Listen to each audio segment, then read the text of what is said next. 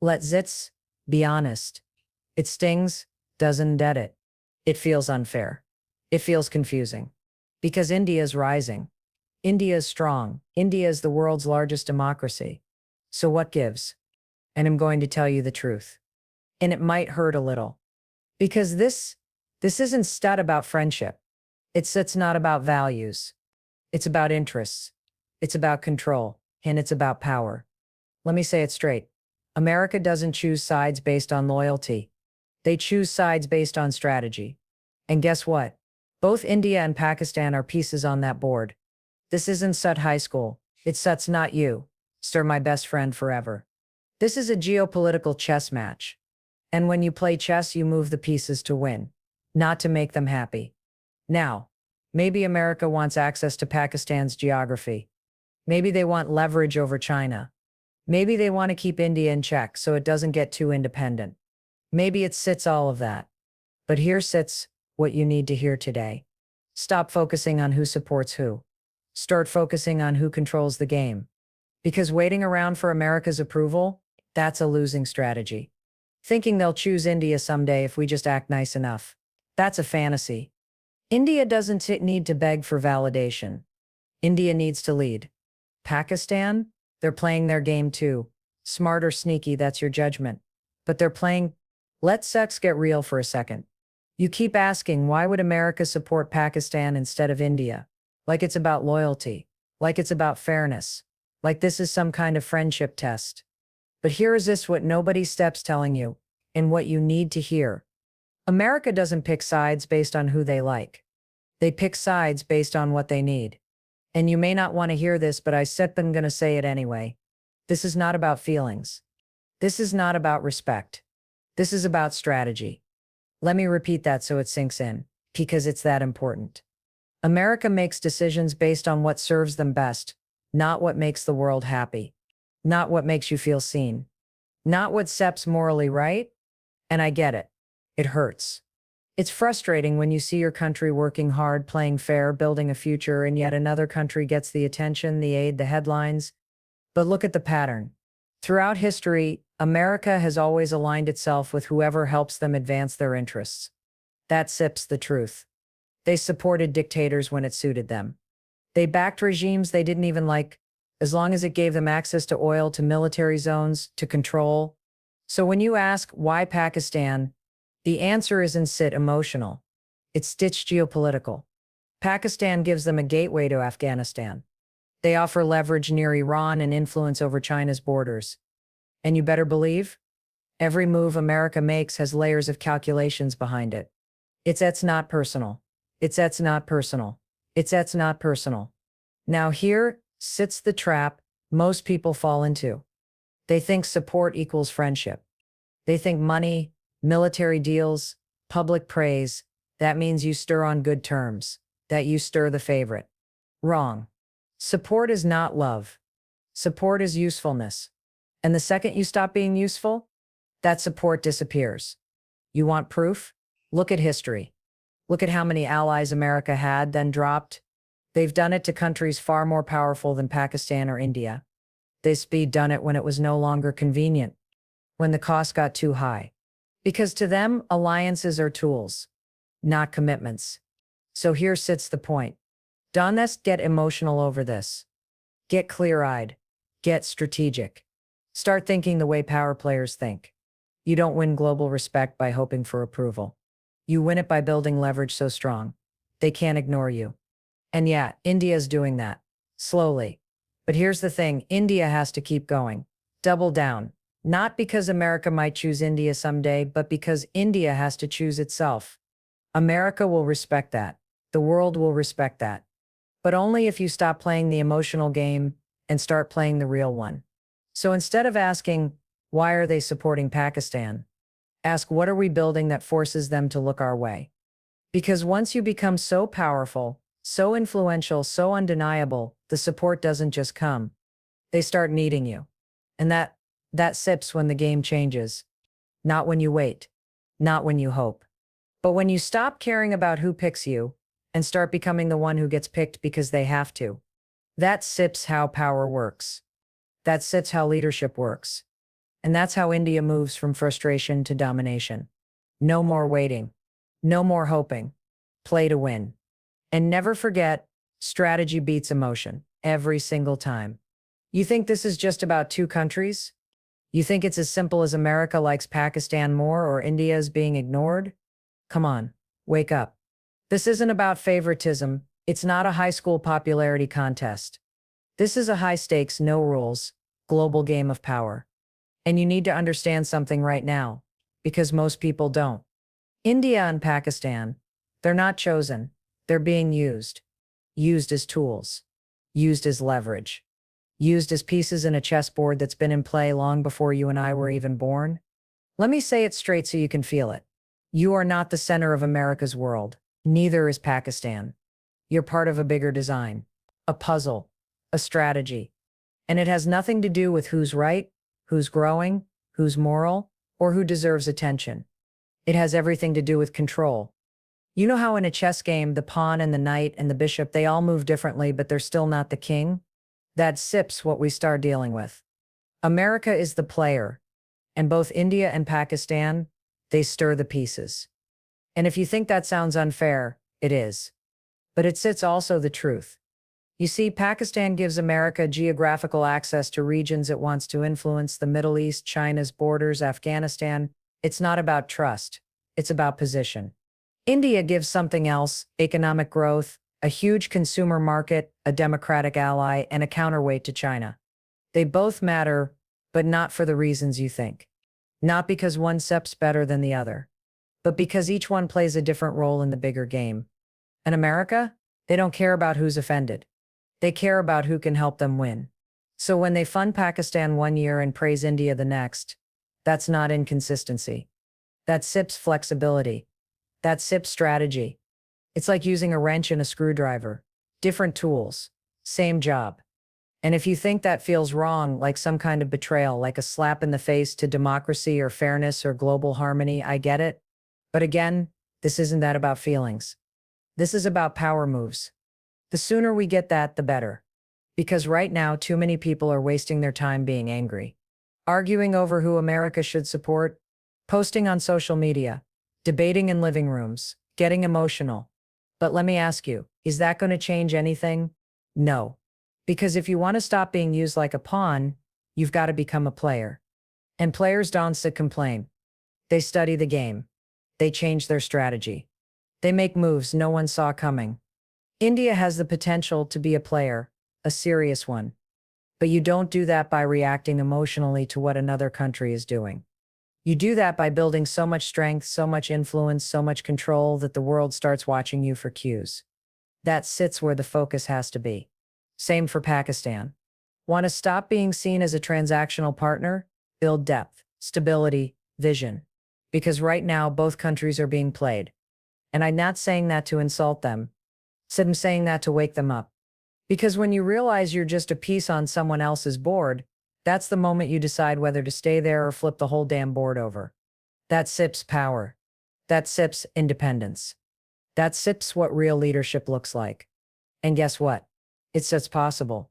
But only if you stop asking, why are we being treated this way? And start asking, what are we going to do about it? That shift from victim to visionary is everything. Because if you don't control your place in the game, someone else will. And you better believe they'll only keep you around as long as you're useful. So stop waiting for fairness. Start playing smarter. Because the world isn't set looking for who steps, right? It's sets watching who knows how to win. You think support is permanent, that once a country says, we're with you, they'll stick around forever? No. Let me hit you with the truth, and I need you to hear this loud and clear. Support is not a promise. It's a deal, a transaction, a temporary exchange. And the second the value of that deal changes, the support is gone.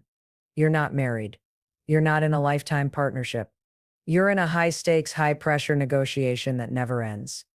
Let me put it another way. America doesn't support countries. It uses countries. And not in a cruel, evil way, in a strategic way, in a what's in it for us way. Because global politics is not about loyalty. It's about leverage, period. If you're useful, you get a handshake, a defense deal, some funding, maybe even a public endorsement. If you're no longer useful, don't expect a phone call. Don't expect a goodbye, just silence. Look at history. Look at how many countries America has praised, invested in, visited, partnered with, and then dropped. Sometimes overnight. Why? Because the benefit expired. You were useful in one war? Great. That war ends, so does the support. You were helpful during a negotiation. Fantastic. Negotiation ends, sure back to square one. That's SIPs how this works. You think it sets about values? Democracy? Freedom? You want to believe that America supports what's right? Let me wake you up. America has supported dictators. They've sold weapons to regimes with brutal records. They've stood with leaders who didn't believe in human rights or liberty because it served a purpose. And the second it didn't, that gone, done, forgotten. That sips how fast the table turns. So when people say, why is America backing Pakistan? Or why did they ignore India? What they really need to ask is, what sits the trade? Because there is stits, always a trade. Geopolitical support is not a gift. It's stits, not applause. It's stits, not respect. It's stits, a deal. And let me tell you something even harder to hear. If your entire power rests on being supported, you're in trouble. If your confidence as a country, as a leader, or as a people depends on whether America has your back, you're playing a dangerous game. Because support that can be given easily can be taken even faster. And I'm not saying America is wrong for doing this. Honestly, they're doing what every strong country should do, protect their own interests. The problem isn't set them. The problem is when you forget that the support is conditional. Conditional on your position. Conditional on your resources. Conditional on how you fit their next move. So if you want lasting power, if you want influence that doesn't vanish with a new president, a new war, a new strategy, you better stop depending on anyone's support. You build your own power, your own leverage, your own vision. Because when you stir strong on your own, support becomes a bonus, not a lifeline. And let's be honest, that's where India has the edge. The potential, the numbers, in the economy, the brain power. But it only means something if India plays like a power, not a dependent. Same goes for Pakistan. They have survived through deals. Yes. But what happens when the deals stop working? That sips the question. Because when support is just a transaction, your job is to stop being the buyer and become the one who sets the price. That sits the shift. From please support us to here's this is why you need us. That's the attitude. That's the move. That's the energy. Don and Stott cry about support being pulled away. Expect it. Plan for it. And make sure the next time someone tries to play that game, you're not the one begging for a seat at the table. You stir the one building the damn table. So let this idea settle in. Support is temporary, power is earned.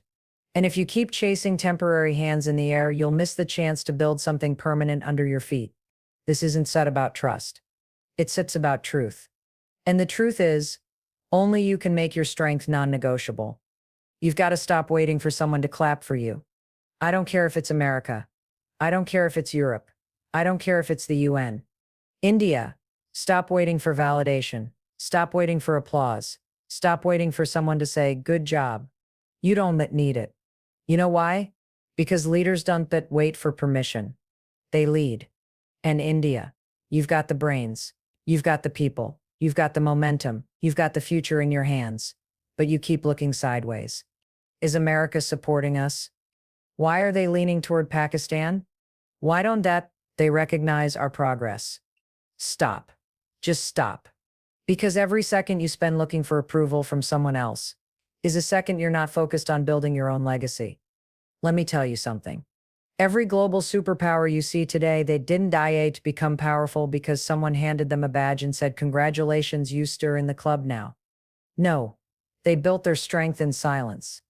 They got rejected, ignored, threatened, sanctioned. But they didn't flinch. They didn't complain. They didn't beg. They built. You want to be taken seriously? Then act like it. Be the one making moves so bold, so undeniable that the world can't look away. Because real leaders don't care who steps watching. They do what needs to be done. Period.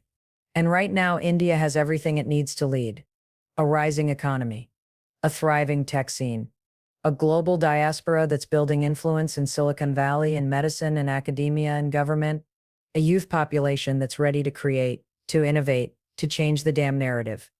So why? Why would you ever hand your power over to someone else's approval? Let me ask you something personal, and answer this honestly in your heart. Are you waiting to be chosen? Or are you choosing yourself? Because that's a big difference. Waiting to be chosen puts your future in someone else's hands. Choosing yourself, that's when you take control of the steering wheel. That sips when you stop reacting and start driving. Let me tell you, America is going to do what's good for America. They tell praise India when it fits the agenda. They'll back off when they want pressure elsewhere. They'll shake your hand, then sell arms to the other side. It's Stutz, not personal. It's Stutz power. So stop taking it personally. Stop asking, why aren't they supporting us more? Start asking, what can we build that makes their support irrelevant? Because here sits the truth. The world doesn't follow the loudest country. It follows the strongest one. And strength isn't just tanks and missiles. Strength is vision. Strength is unity. Strength is consistency. You want to lead? Then lead. Don't set, wait. Don't not wait to be called a superpower. Be one, right now, in your own way, on your own terms. Lead through innovation. Lead through education. Lead through global partnerships that are mutual, not dependent. And most importantly, lead your own narrative. Because if you don't, someone else will tell your story for you, and they'll twist it. They still shrink it. They use it against you. You don't need validation from the West to know your worth. You don't need a press conference or a partnership deal to know you're rising. You just need clarity. You need courage. And you need the guts to stop waiting and start claiming. Because here is the raw truth. Validation is a trap. Leadership is a decision. And you make that decision every day in what you invest in how you speak to the world, and how you respond when you're sidelined. India has always had the power. The problem is sometimes it forgets to act like it. So let this be the moment that stops. Right now. No more waiting. No more seeking. Just doing. The future doesn't wait for applause. It follows whoever has the audacity to lead.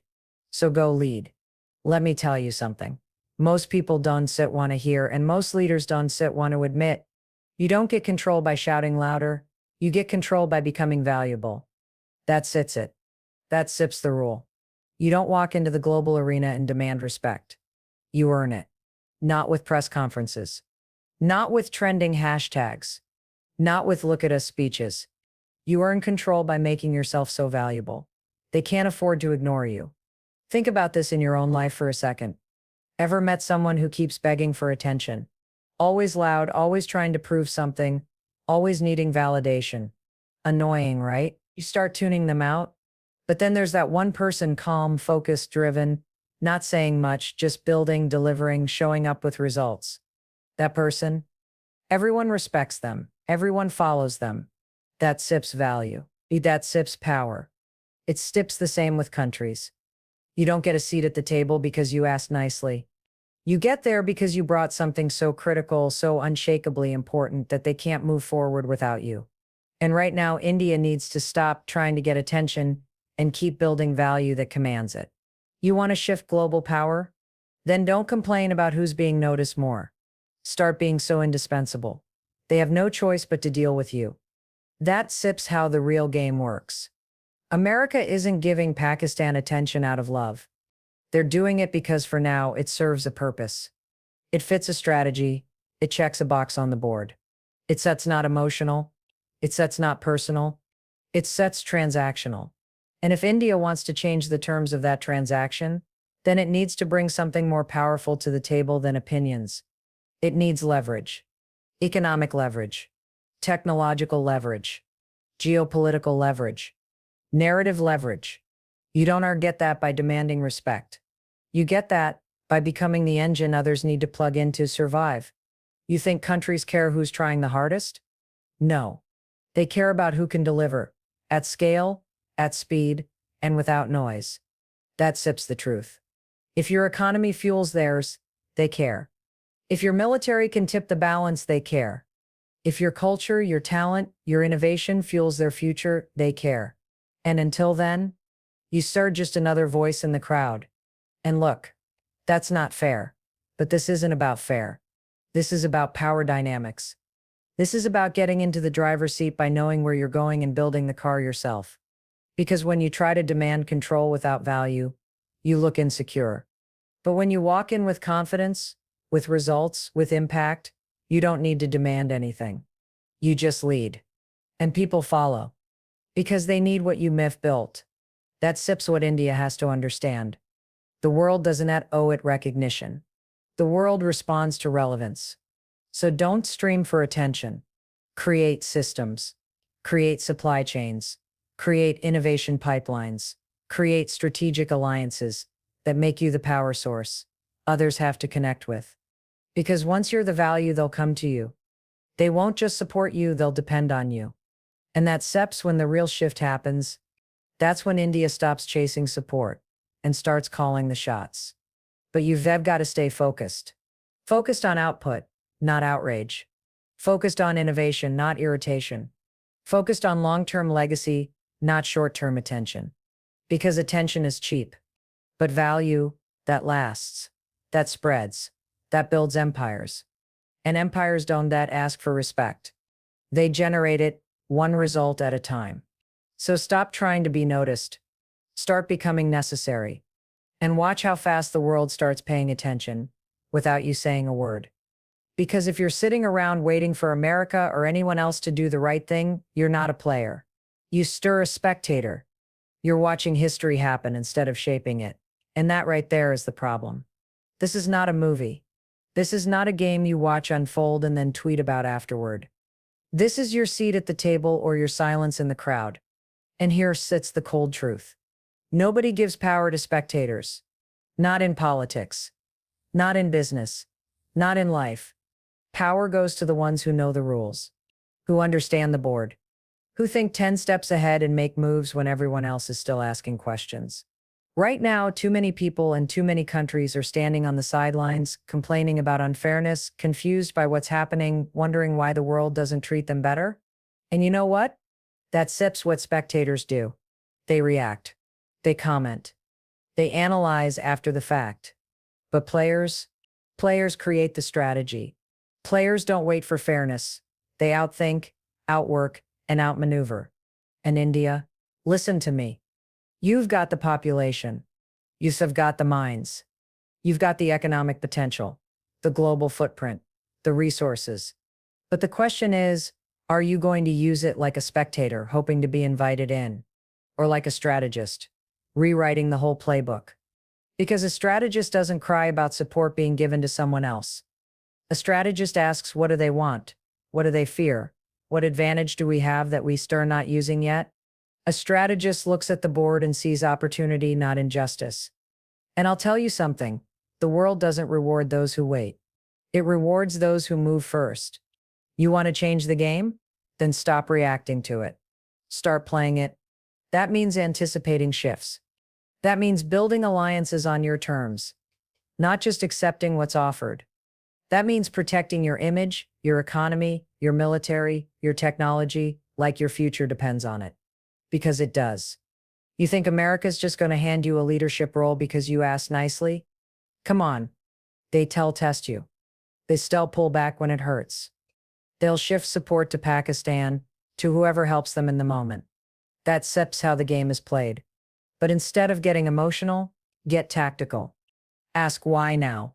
What are they gaining? What are we not doing that gives them this option? Every move has a reason. Every decision has layers. You want influence? You want to lead? You then understand the rules they're playing by and then beat them at it. You can do that from the stands. You do that by stepping onto the field. And here's the part nobody talks about. It's not always fair. But fairness is not the goal. Control is. Spectators want justice. Strategists want results. Spectators complain about the referee. Strategists learn how to score, no matter what. So stop wasting your time trying to get people to treat you how you deserve. That doesn't work. Not in geopolitics. What works? Outthinking. Out-positioning, outlasting. When you think like a strategist, you're not thrown off by someone else's support. You're too busy building something they can't compete with. You don't wait for the door to open. You build your own building. You don't argue for a seat at the table.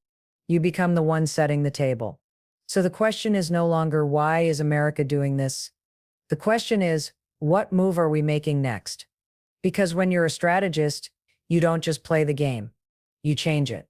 And that is how you win.